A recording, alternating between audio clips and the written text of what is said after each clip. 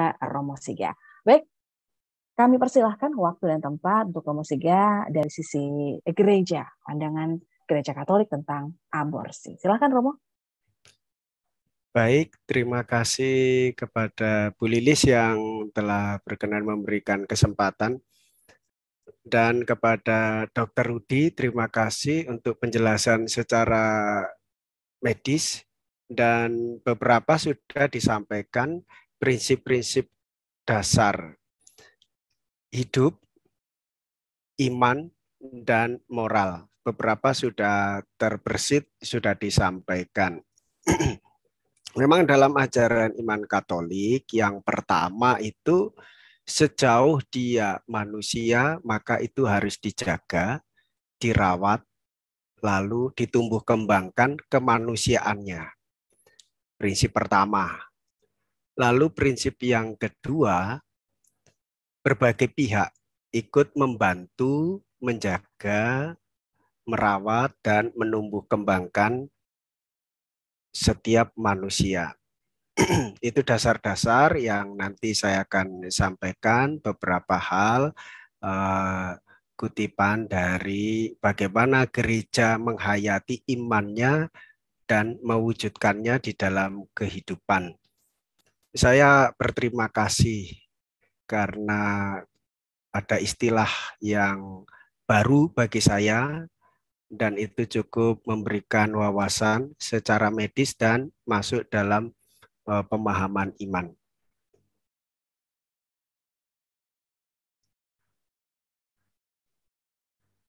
Gereja Katolik itu selalu menghormati kehidupan. Dan di dalam kehidupan ada alam, ada bumi, ada semesta ini dengan berbagai pergerakannya, dan sekaligus ada manusia yang menjadi penerus karya Allah, artinya menjaga, merawat. Bagaimana pandangan gereja tentang abortus? Abortus provocatus dalam kerangka ini jawaban untuk awali jelas-jelas gereja menolak itu.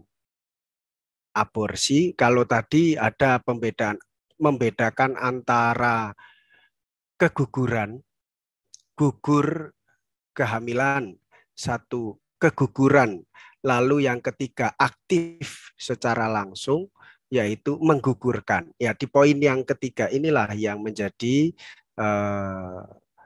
penolakan. Karena itu sudah barang tentu dia tidak menghormati hidup seseorang. Abortus provocatus yaitu seseorang yang memutuskan. Memutuskan itu berarti tahu, mau, dan mampu melakukan satu tindakan terhadap seorang ibu yang sedang hamil.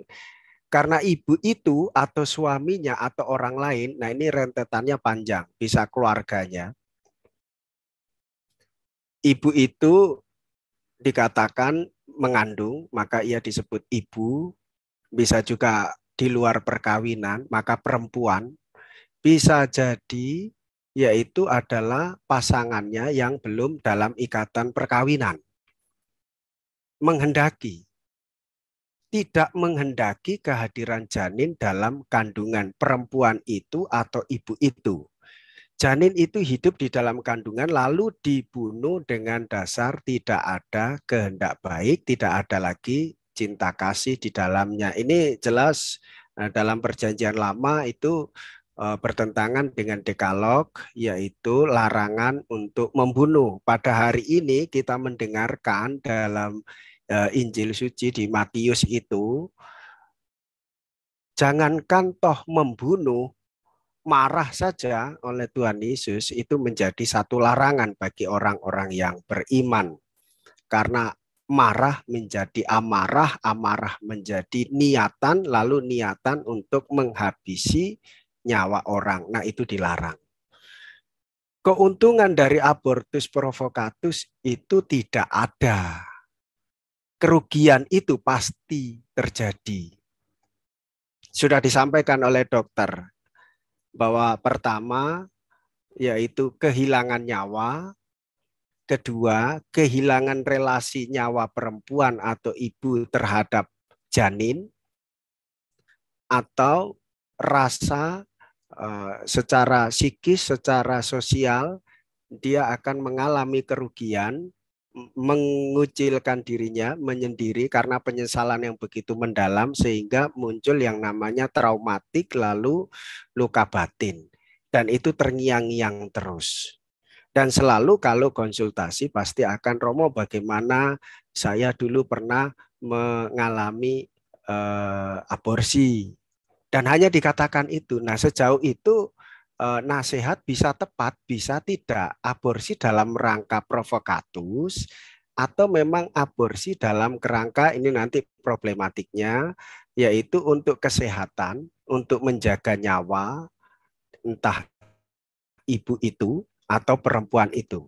Mengapa? Sebab orang itu telah melawan Allah yang memberikan hidup. Maka abortus provokatus itu tidak diperkenankan, tidak diperbolehkan. Sebab ia akan merusak kesehatan dan kesehatan ibu itu sendiri dan kesehatan janin. Sebab ia merancang terjadinya pembunuhan. Memang di satu sisi tidak disadari bahwa itu pembunuhan. Bisa jadi ibunya yang meninggal, pasti terjadi janin itu meninggal. Nanti ada problemnya juga di bagian janin ini. Jadi ada 3 figur, bahkan 4 figur. Pertama, yaitu ibu, 2 janin, 3 tenaga medis, atau tadi sudah diungkapkan, orang yang membantu secara kesehatan, modern medis, dokter bidan, atau tradisional, atau secara pribadi melakukannya sendiri. Apakah itu ada terjadi? Nah, bisa jadi juga janin dan ibu itu meninggal dunia. Bagaimana nanti melihatnya? Abortus provokatus. Ini problematiknya. Sejak pembuahan hingga nidasi. Nidasi tadi saya sempat belajar sedikit. Karena ini saya menerima pelajaran waktu di bangku kuliah dan tidak banyak dibicarakan, berbicara pertemuan iman dan kedokteran, maka di kesempatan ini saya juga sedang belajar dan juga memahami untuk pertemuan antara iman dan dunia kedokteran dalam kerangka kehidupan, terutama soal aborsi. Nidasi, implantasi. Nidasi adalah masuknya atau tertanamnya hasil konsepsi pada stadium blaktokista, blastula. Dokter yang lebih paham nanti bisa, kalau saya keliru mohon dikoreksi. Umumnya nidasi terjadi di dinding depan atau belakang uterus, endometrium dekat pada fundus uteri, tadi sudah disampaikan. Jika nidasi terjadi maka disebut kehamilan. Sejak pembuahan larangan besar terjadinya pengguguran. Jadi aktivitas menggugurkan. Nah, problem yang terpikirkan adalah sejak pembuahan sampai terjadinya nidasi, ini ada ruang. Dari sisi spiritual, penjiwaan, itu tidak terbentuk.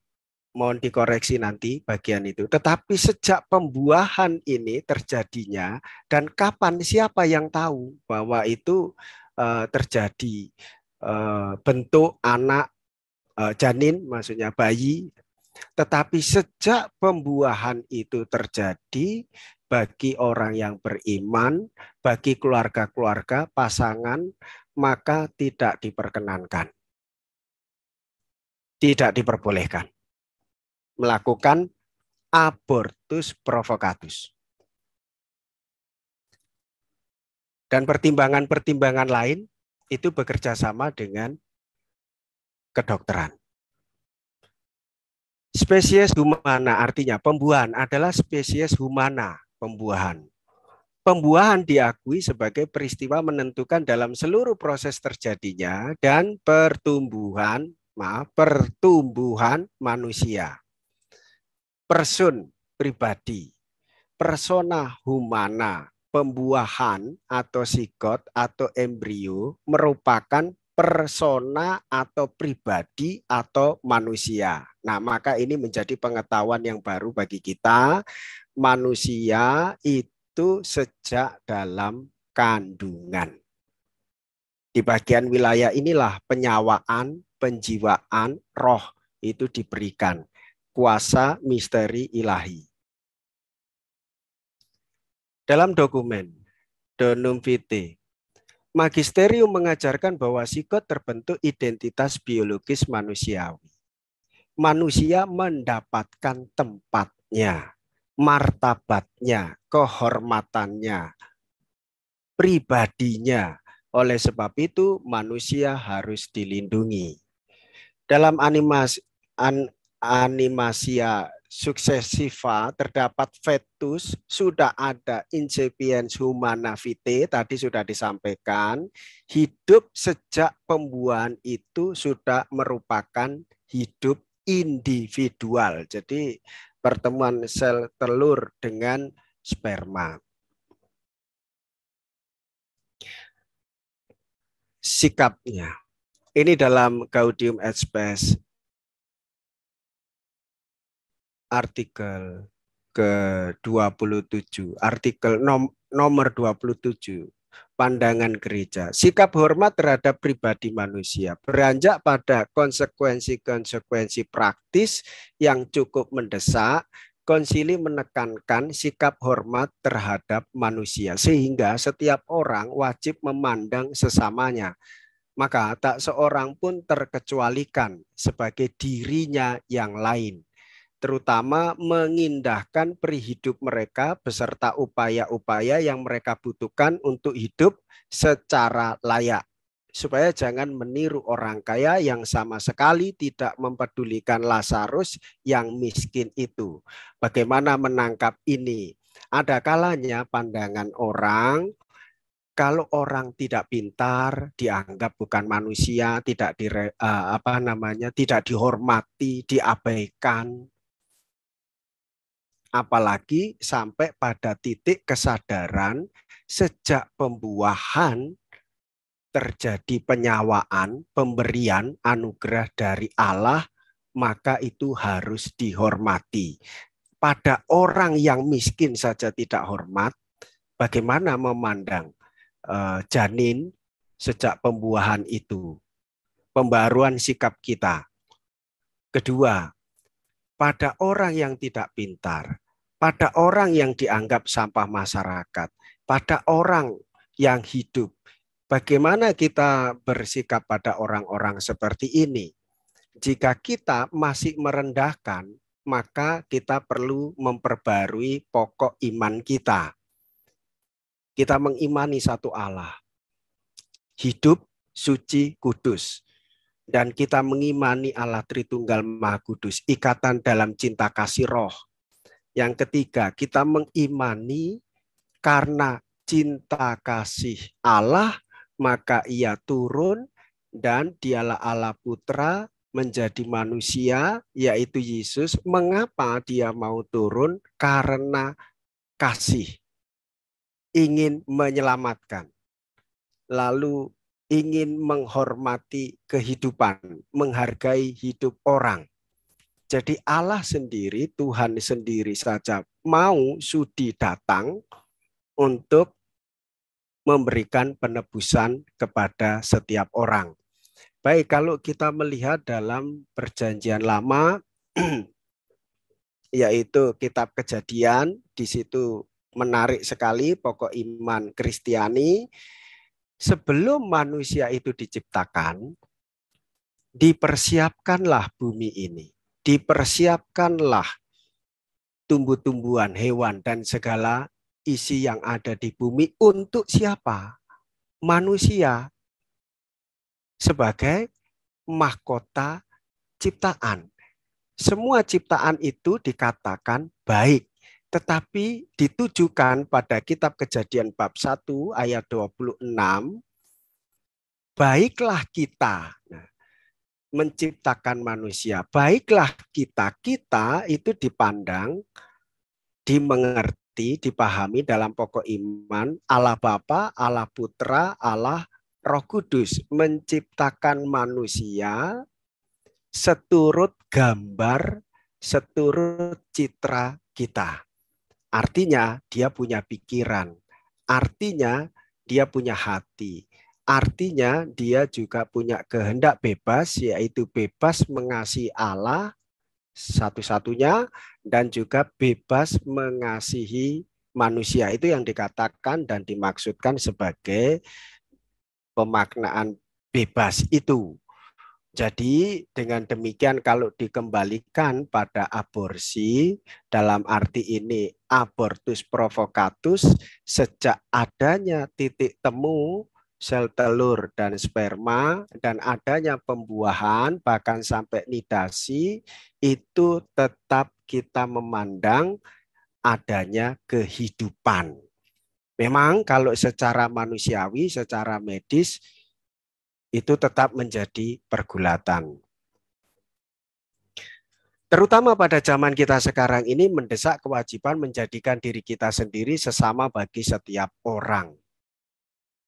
Saya akan masuk ke wilayah prinsip iman Katolik, menjaga dan merawat kehidupan, Dekalog.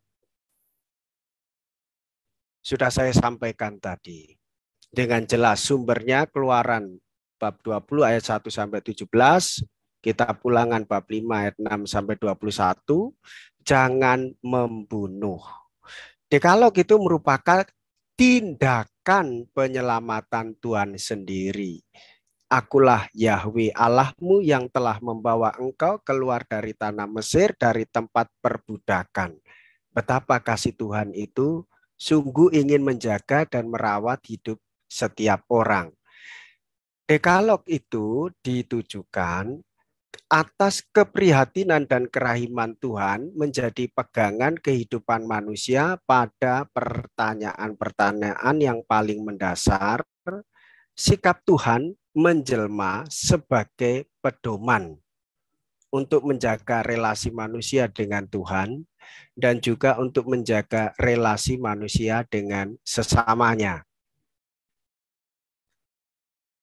Membawa sesama keluar dari tempat perbudakan menuju kebebasan anak-anak Allah, yaitu bebas mengasihi Allah sekaligus juga dia bebas mengasihi sesamanya. Jadi bukan bebas bertindak kontra atas apa yang dikehendaki Allah, yaitu kehidupan, dan juga kontras relasi dengan tindakan sesama manusia, yaitu membunuh, maka itu tidak dikedepankan. Baik, sekarang di bagian bagaimana kita melihat pergulatan di dalam ajaran gereja, magisterium, bapak-bapak gereja, beberapa catatan soal abortus provocatus. Saya baca catatan yang saya punya ini, bahwa berbicara soal aborsi, pergulatannya tidak serta-merta boleh dan tidak, begitu. Tetapi ada proses perjalanan sehingga gereja menentukan sikap bagaimana memandang abortus provocatus itu menjadi satu larangan yang kontra terhadap kehidupan.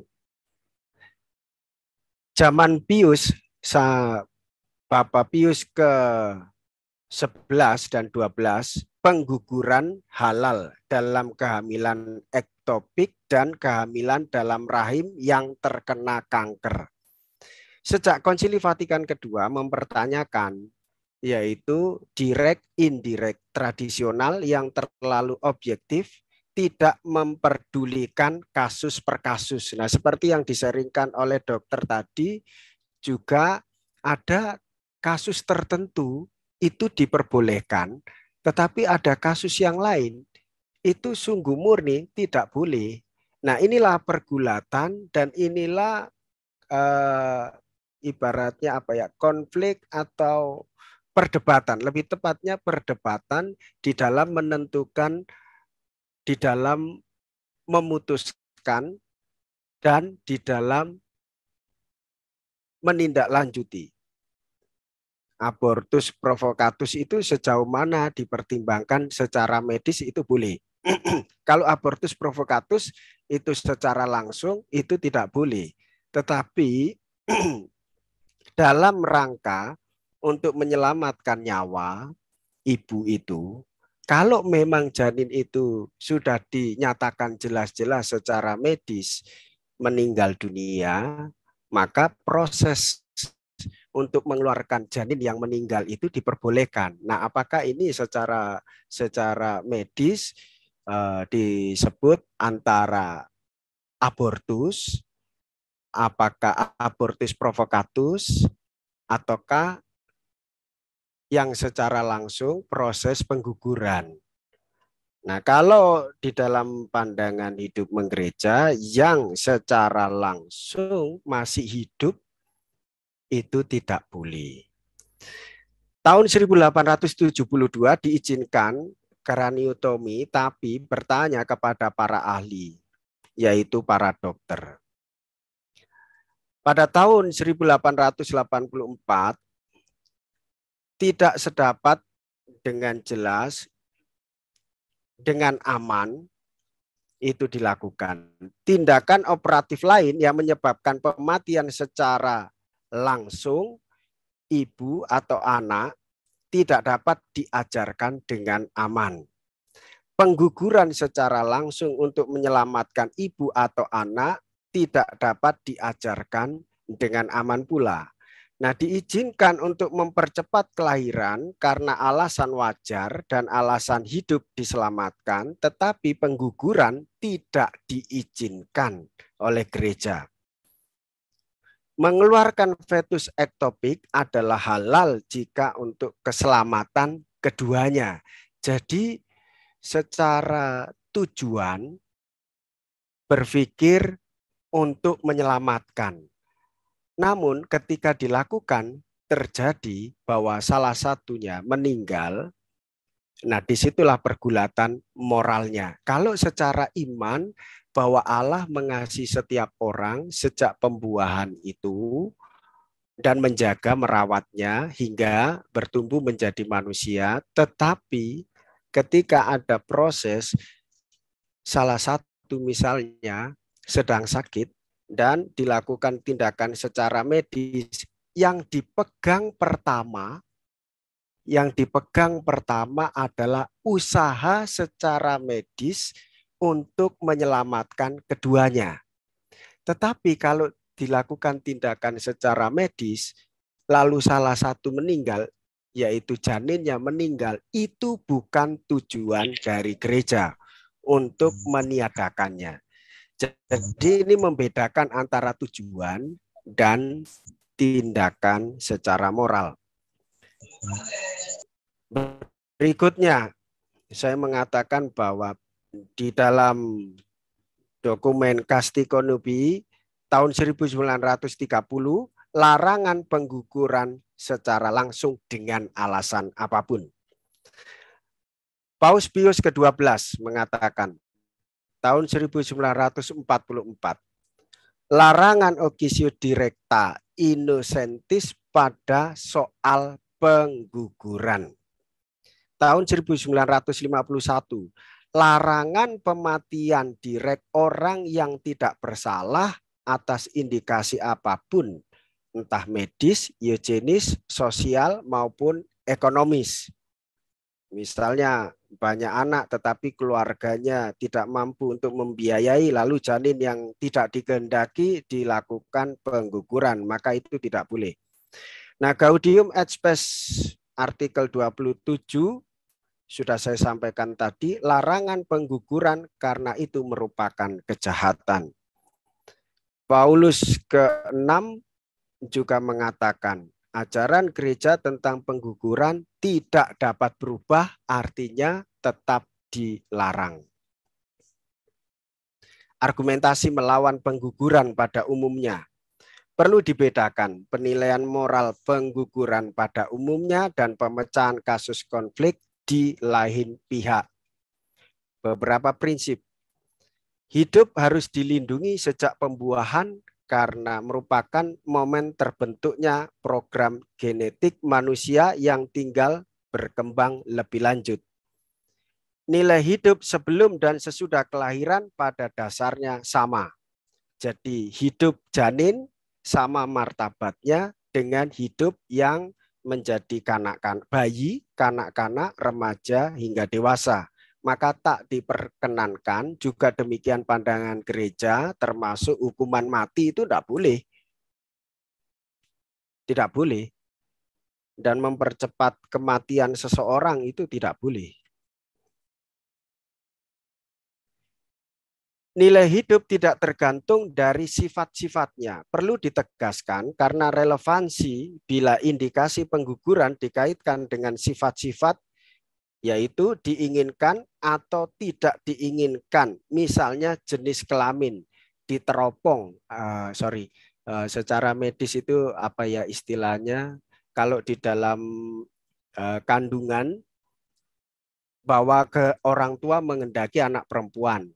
Tetapi setelah dicek secara kesehatan yang muncul adalah laki-laki, maka anaknya digugurkan. Nah, itu juga kejahatan, maka itu tidak diperkenankan. Itu terjadinya pembunuhan terhadap janin yang ada di dalam rahim, dan itu kehidupan, dan itu menjadi larangan bagi setiap orang yang beriman. Beberapa argumen yang melawan pengguguran pada umumnya. Hak atas hidup sebagai nilai dasar yang sangat tinggi, maka harus lebih dilindungi daripada lainnya. Penerapan larangan kematian secara langsung manusia yang tidak bersalah. Hasil pembuahan dinilai sebagai subjek. Jadi kuncinya sejak pembuahan itu, maka kehidupan harus dihargai. Hak itu tidak mengalir dari pemberian orang lain, melainkan mendahului pemberian atau pengakuan. Nah, disinilah misterinya, Bapak Ibu, para dokter sekalian, para medis, saudara-saudariku yang terkasih, bahwa anugerah nyawa hidup itu pemberian dari Allah, maka tidak diperkenankan setiap orang memutuskan secara sendiri maupun secara bersama atas hidup orang lain, termasuk yaitu janin hasil dari pembuahan. Pemecahan berdasarkan indikasi dalam kasus konflik. Prinsip perlu diterapkan pada aneka kasus konflik, terutama sejauh mana alasan berat seimbang berlaku untuk kasus-kasus tertentu. Baik, saya cukupkan pada cerita akhir, yaitu tindakan secara moral. Demikian. Bahwa ibu sedang mengalami sakit, lalu di dalam dirinya dia sedang mengandung seorang bayi. Satu pilihan harus dilakukan secara medis. Bagaimana gereja memberikan pilihan itu? Saya kembalikan bahwa gereja bertujuan untuk menjaga kesehatan ibu dan keselamatan ibu. Gereja juga menjaga kesehatan anak dan hidup dari anak dalam kandungannya itu. Nah, karena sakit, buat saja kanker, harus ada tindakan. Nah, tindakan itu tujuan utamanya adalah demi keselamatan ibu dan anak, maka dokter diperkenankan untuk melakukan tindakan itu. Nah, di dalam melakukan tindakan itu, seandainya terjadi, buat saja perubahan kehendak dari Allah, salah satu meninggal, maka tidak dikenakan secara moral, secara iman, terjadinya dosa atas ibu itu jika dia hidup, lalu anak itu meninggal, juga tidak ada dosa pada ibu, juga tidak ada dosa pada dokter yang melakukan tindakan secara medis. Baik, kesimpulan yang hendak saya sampaikan, gereja tetap pro kehidupan, pro life, menjaga kehidupan, dan juga menjaga manusia sejak pembuahan itu terjadi. Sekian dan terima kasih. Baik, terima kasih Romo Siga sudah lengkap memaparkan bagaimana pandangan gereja dan juga prinsip iman Katolik, serta tadi ada dekalog 10 perintah Allah juga, dan bagaimana dukungan gereja tentang kehidupan, gitu ya. Saya juga mengundang Bapak Ibu sekalian, teman-teman muda yang sudah bergabung, silakan bisa mengajukan pertanyaan. Malam Romo, izin bertanya. Apakah aborsi yang dilakukan bukan karena alasan medis merupakan dosa berat? Jika iya, sebagai umat Katolik, pelaku aborsi maupun yang mendukung terlaksananya, apakah masih bisa menerima Ekaristi? Terima kasih Romo. Pertanyaan ditujukan untuk Romo Siga. Baik, silakan Romo. Iya, kalau abortus provokatus ya, itu pertama memang dari dirinya sendiri kurang pengetahuan, sehingga kalau tidak tahu, maka dikatakan dia bisa terhindarkan. Tetapi kalau dia sampai mengaku dosa kepada imam, melakukan pembunuhan janin yang hidup di dalam rahimnya itu, pelepasannya pun itu bukan kuasa imam, itu kuasanya Bapak Uskup. Jadi untuk mendapatkan pengampunan dosa, mohon maaf saya lupa rumusannya bagaimana, itu kalau imam melakukan, setelah itu juga harus dicatat di dalam catatan administrasi di gereja, lalu dilaporkan kepada keuskupan, ke Bapak Uskup. Kalau seandainya di paroki tertentu sampai lebih dari satu, maka tindakan selanjutnya adalah harus ada pembinaan dan pendampingan soal seksualitas. Saya berterima kasih, bersyukur ada yang bertanya dari kaum muda. Ya, maka ini aktual, maka ini mendesak. Tidak hanya aktual tetapi mendesak untuk membicarakan tentang seksualitas, yaitu kepribadian secara lelaki, kepribadian secara perempuan. Nah, pendidikan, pembinaan, pendampingan itu sangat diperlukan. Nah, kalau dia dengan tahu, mau, dan mampu melakukan abortus provokatus, sengaja, karena takut, karena malu, lalu juga karena nanti bakalan anaknya itu cacat atau bisu, diprediksi demikian, maka tidak diperkenankan.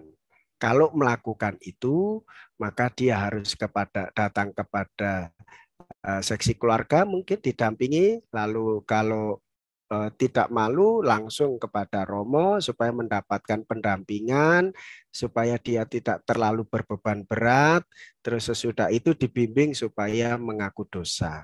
Nanti pengakuan dosanya dimohonkan kepada Bapak Uskup. Kalau Romo yang mendapatkan mandat itu, maka dengan rumusan tertentu. Mohon maaf yang itu saya lupa. Nah, baik, bagaimana kesimpulan untuk pertanyaan itu?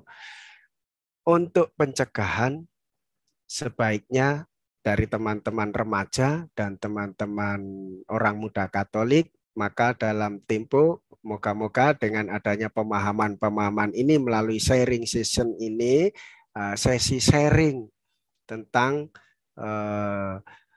dosa dan tidak, baik buruk secara moral, secara iman, secara moral, itu harus diadakan di bagian rekat dan OMK. Kalau di rekat ya syukur, kalau kurikulumnya itu masih ada. Tetapi sejauh saya ingat di kurikulum pembinaan kaderisasi untuk rekat dan OMK itu ada juga berbicara tentang citra diri. Citra diri, citra sesama, dan bagaimana membangun relasi itu. Baik, itu yang bisa saya sharingkan. Terima kasih atas pertanyaan dan ini semoga menjadi tindak lanjut untuk pendampingan berikutnya. Sekian, terima kasih. Baik, terima kasih Romo. Ini ada juga pertanyaan titipan Romo ya. Jadi apakah janin yang ada kasus di mana dia sudah mengaborsi, lainnya di luar pernikahan gitu ya. Iya. Perlu atau tidak kita doakan dan kita intensikan kamisa, gitu dok. Romo. Oh ya, Bagaimana baik. tanggapannya? Itu perlu itu secara kultur dan tradisi sangat dihormati, apalagi dalam kebudayaan di timur ya, Jawa itu. Kalau kebudayaan kita jelas ya, itu manusia. Bahwa arwah saja kita doakan, manusia kita doakan, termasuk yang keguguran ya, keguguran itu kita doakan. Lalu ada lagi, ada orang yang melakukan pengguguran sengaja, itu boleh juga didoakan oleh imam supaya